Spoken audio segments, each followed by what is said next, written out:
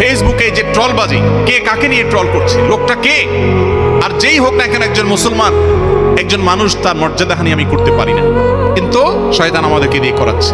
অনেক সময় দেখবেন যার সাথে আপনার মনের মিল নেই, আপনি হয়তো এক গ্রুপের ইসলামে দল করেন, আরেক গ্রুপের ইসলামের কোন একটা গ্রুপের সমর্থক বা নেতা তার ছবিরে ব্যঙ্গ করে, তার নামে কটূক্তি করে, তাকে নিয়ে হাসাহাসি করে আপনি মনে করতেছেন আপনি দ্বীনের খেদমত করছেন।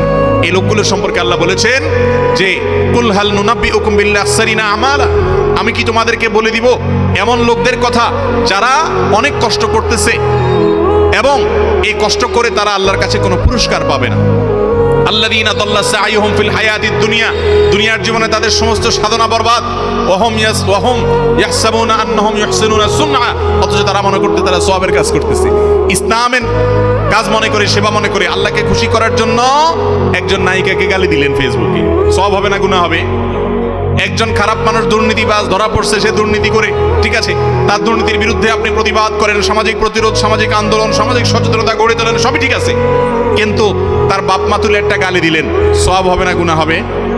তো এইরকম মনে করতেছেন আপনি অন্যায়ের বিরুদ্ধে অবস্থান নিয়েছেন, কিন্তু অন্যায়ের বিরুদ্ধে অন্যায় কোনো নিয়ম অবলম্বন করে যদি আপনি অবস্থান গ্রহণ করেন, তাহলে সওয়াবের পরিবর্তে উল্টা কি হবে?